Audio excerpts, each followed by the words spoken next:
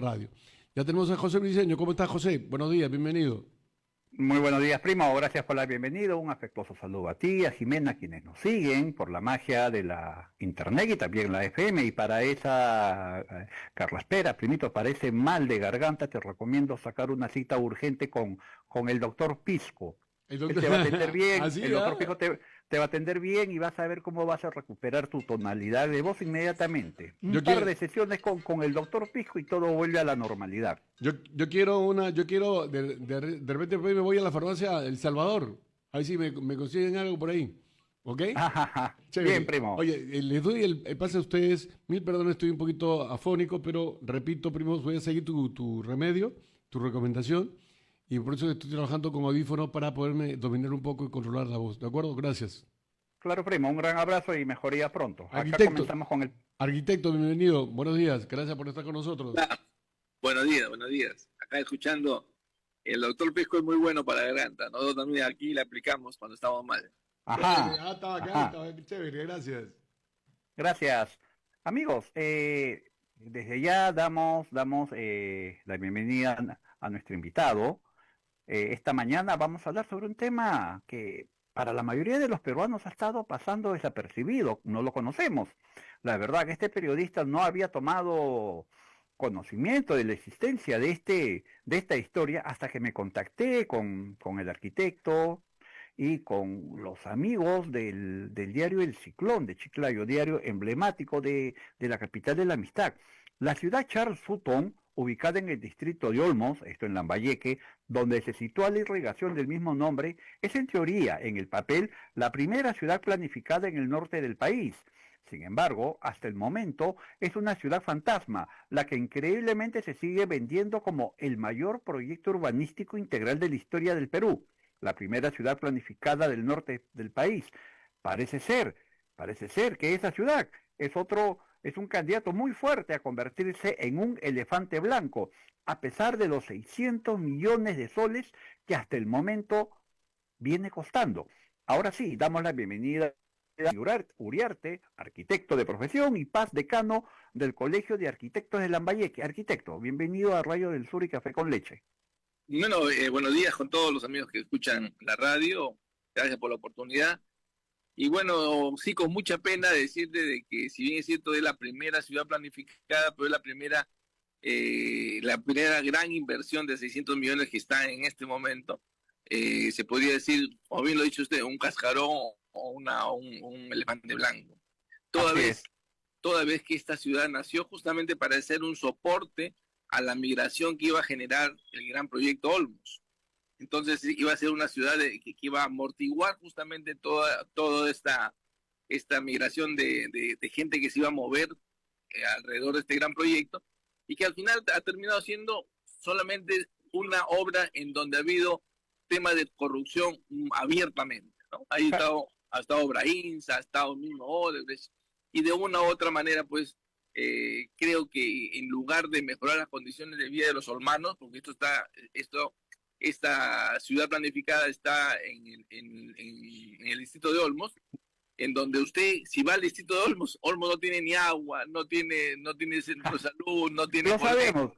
De ese punto vamos a hablar, arquitecto. Vamos a desglosar con usted ese punto. Dígame, el tema de la ciudad Sutton en Olmos venía siendo impulsado por el gobernador regional Jorge Pérez y Daniel Rivera Pasco, alcalde de la municipalidad distrital de Olmos.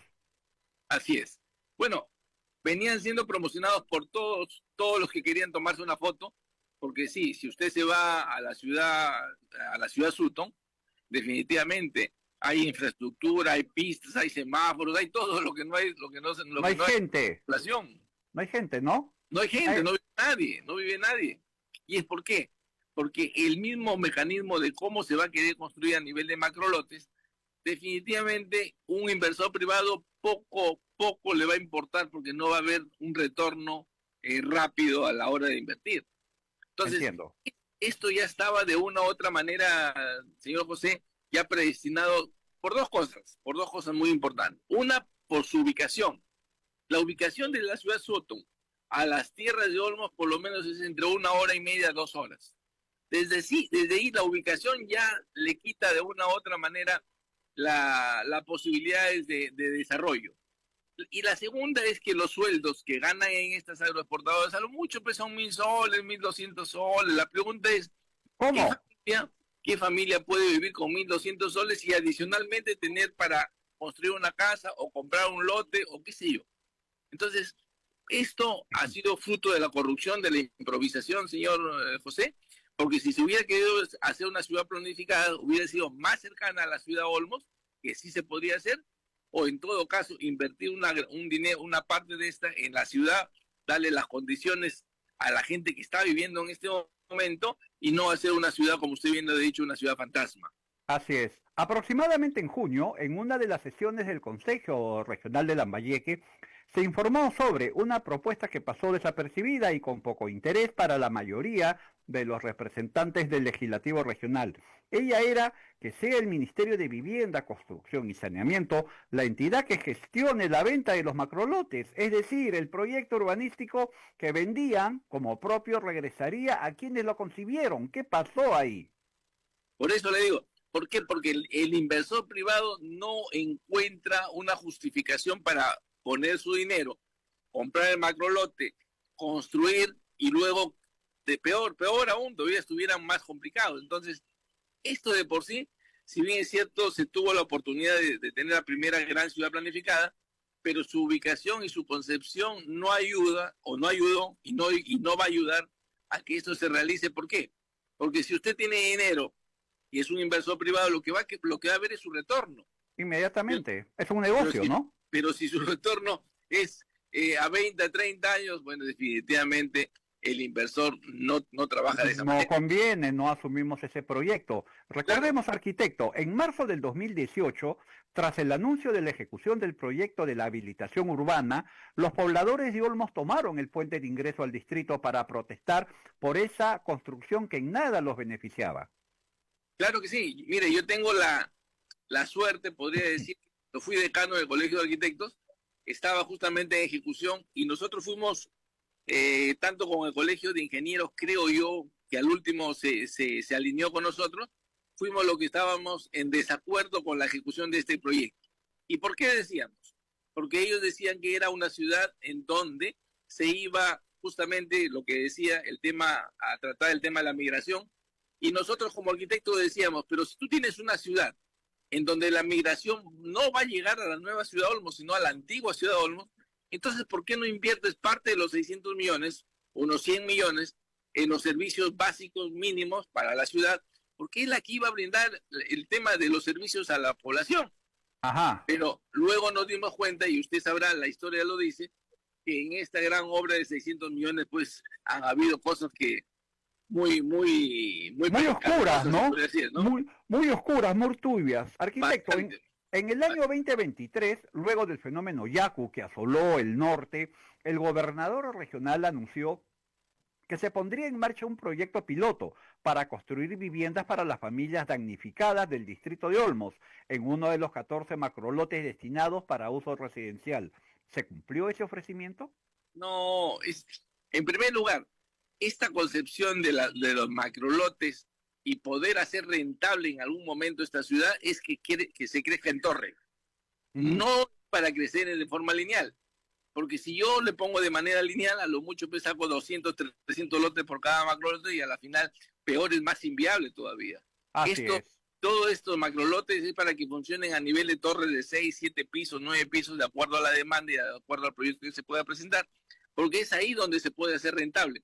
Pero si uno lo hace de manera horizontal, definitivamente ese proyecto es más inviable todavía y verdaderamente esos 600 millones, al final el costo-beneficio sería bastante mínimo, ¿no? Bastante mínimo. Los pobladores de la zona urbana del distrito de Olmos, pasando al Olmos viejo, al Olmos tradicional, se abastecen de agua de pozo para consumo doméstico, ello por algunas horas al día. La ejecución y puesta en marcha del proyecto de irrigación Olmos, que permitió el trasvase de 406 millones de metros cúbicos al año para el beneficio de 43.500 hectáreas de tierras de cultivo, significaba también la aparición de una fuente permanente de agua que discurre por el cauce del río Olmos. Sin embargo, las autoridades políticas de los tres niveles de gobierno de aquel entonces, el 2023, desviaron una asignación económica hacia la cuestionadísima nueva ciudad Sutton con la finalidad de facilitar su viabilidad, dejando en el desamparo a una población que sufre permanentemente por la escasez y calidad de agua potable? Claro, mire, ¿cómo se puede concebir, señor José, y creo que la población en general? Es como si usted tiene su casa con sus hijos, donde tiene su agüita por hora, se va a una casa donde le pone calefacción, agua, pistas y veredas, donde no vas a vivir. Y donde tú vives no tienes agua. Es decir, Ajá. esto es bastante jalado los pelos. Para mala suerte, nuestro gobernador regional, en lugar de ayudar a que esto se aclare, a que esto se haga viable y que esto pueda ser sostenible en el tiempo, bueno, lo único que quería es tomarse la foto, señor José. Y disculpe que sea tan duro, en todo caso podría decir que soy que no sé, tan crítico, pero para mala suerte nuestro gobernador lo único que ha querido irse a la ciudad de Sutton es para tomarse la foto, porque desde el año 2023, como usted bien lo ha dicho, ya estamos en el 2025, casi por terminar 2025, y aún así se quiso hacer y quiso ir a ser presidente, no pudiendo solucionar un problema que debió solucionarlo, porque en este momento, señor José, y ojalá, bueno, ustedes no conocen el tema, cómo es que vive esta ciudad, Olmos, horas, agua por horas, su centro de salud 1-4, lo mucho ya necesita un hospital, y peor, con la población que ha venido a trabajar al proyecto Olmos, es como si en su casa antes eran 5 y ahora son 9, y con un solo baño. Es decir, esa es la verdadera dimensión del problema. Arquitecto, si se tratara de individualizar las responsabilidades, ¿desde cuándo comenzaríamos? Porque esto no es un proyecto, es lo que está sucediendo con la ciudad Sutton. Este tema no ha empezado ayer, ha empezado hace mucho.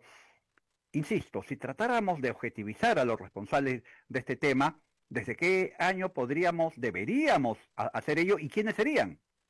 El primer responsable en ese momento fue el señor Yehude Simons, que fue el promotor y el que inició este proyecto Olmos, y es que el que permitió, señor José, bajar la represa de 83 metros a 43 metros. Ese es el gran problema, porque en este momento, si nosotros hubiéramos tenido una represa con 83 metros, el embalse no solamente sería 405 millones de metros cúbicos, sino sería mucho más y la frontera agrícola sería más grande, y eso demandaría más puestos de trabajo y eso demandaría más necesidad de vivienda.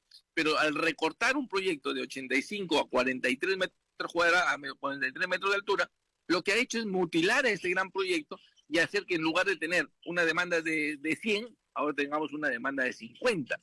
Entonces, desde la concepción, nació mal, y para mala suerte, en ese momento el señor Yehude decimos, lo que quiso decir a la población, decir, bueno, yo lo hice, pero no sabiendo que en el futuro, que en ese momento, la represa está funcionando al 80%, ¿okay? Al 20%, porque el 80% está colmatado, y que todos los gobernadores regionales anteriores no han hecho un trabajo de supervisión, y el peor menos, ¿no? Esta ciudad fantasma ha costado 600 millones de soles, mejor dicho, viene costando 600 millones de soles, ¿no? Ese dinero... Pero adicionalmente tiene que ponerle lo que se gasta año a año en el mantenimiento, porque claro, es una zona donde hay arena, donde el viento sopla y hay que hacer mantenimientos periódicos.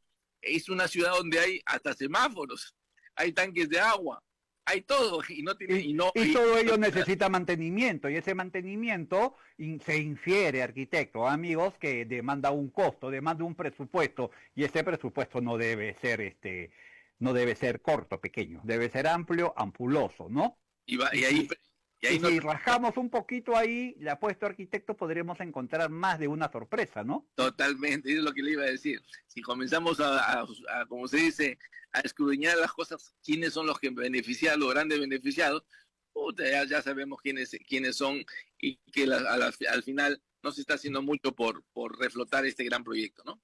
Arquitecto, esos 600 millones de soles, los que linealmente, y vamos a colocarlo así, costó el proyecto Sutton, ¿de dónde salieron? Del Estado. El gobierno central el gobierno central, ahí estaba el señor Ollanta Humala en ese momento, fue el que, bueno, se destinó estos millones, 600 millones, para que lo haga las empresas brasileñas, que ya sabemos a dónde apuntaban, y que al final era su negocio complementario del gran proyecto Olmos, que en este caso era Odebrecht, ¿no?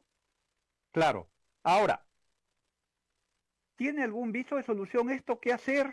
No se puede abandonar una obra de ese tipo. Mire, no podemos bajar la cortina, cerrar la puerta y decir no funcionó, lo cerramos, lo tapamos, hay que cercarlo y nos olvidamos de la ciudad Sultan. ¿Qué se puede? Usted como arquitecto, ¿qué haría?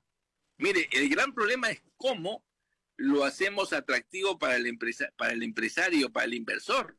Es decir, al inversor yo tengo que demostrarle que usted va a poner 10 millones y va a sacar 12 y va a ganar. Claro. Pero si yo le voy a decir un plan de rescate en donde necesito como palanca al inversor privado y al final el inversor privado no va a ganar o va a ganar muy poco, definitivamente lo que le queda es al Estado promover y a invertir.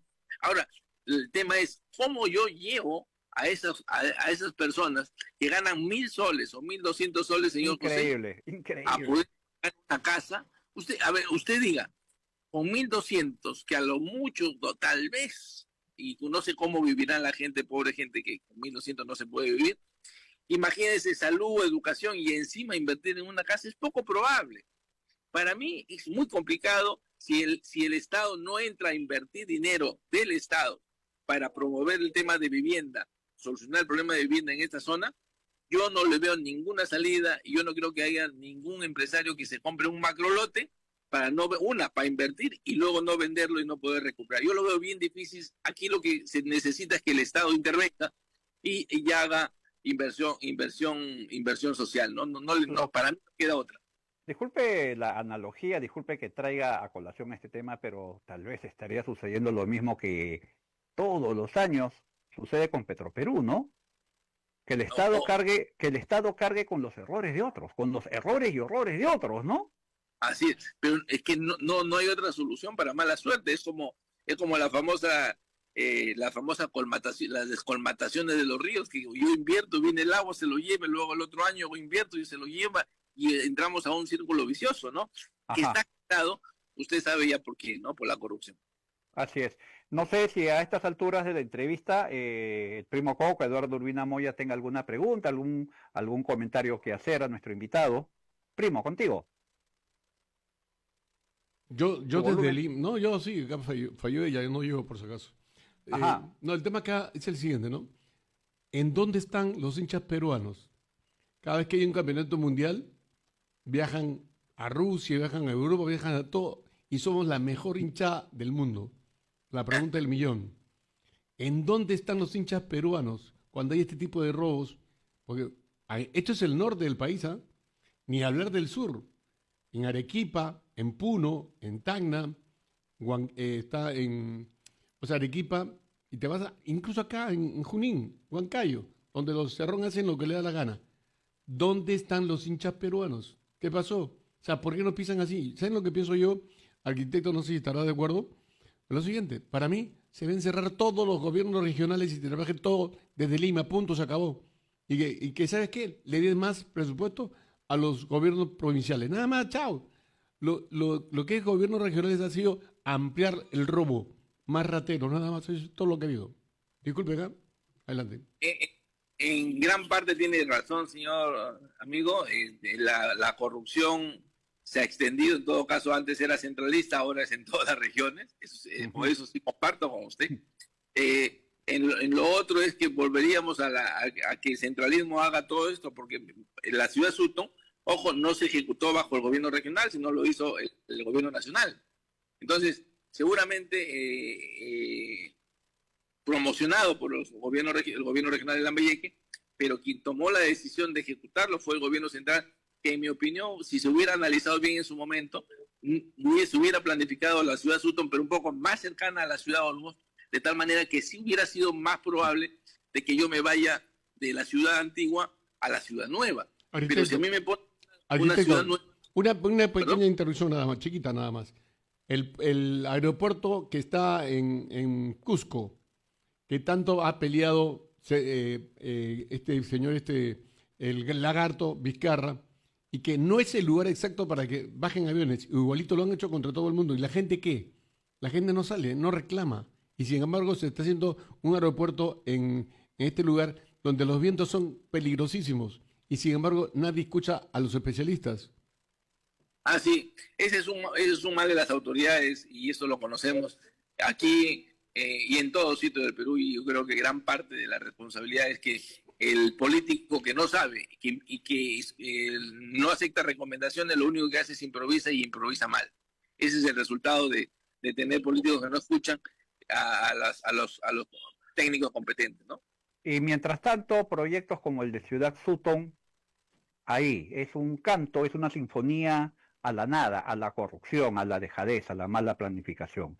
Dinero, 600 millones tirados a río, amigos, 600 millones que se han gastado en vano. Mientras tanto, la ciudad de Olmos, la antigua, la tradicional, la querida Olmos, no tiene agua. José, falta todavía un poquito de millones más. Acá Ah, sí, no me sorprendería. lo que nos sobra es plata. Les Así sobra la es. plata que no es de ellos. Faltan los Ajá. millones y millones que van a tener que gastar para descolmatar todo eso. Que es Ajá, un por supuesto. montón de plata y nadie sabe quién lo va a hacer. Así Solamente- es, primo. Solamente una acotación con lo que dice el señor en cabina.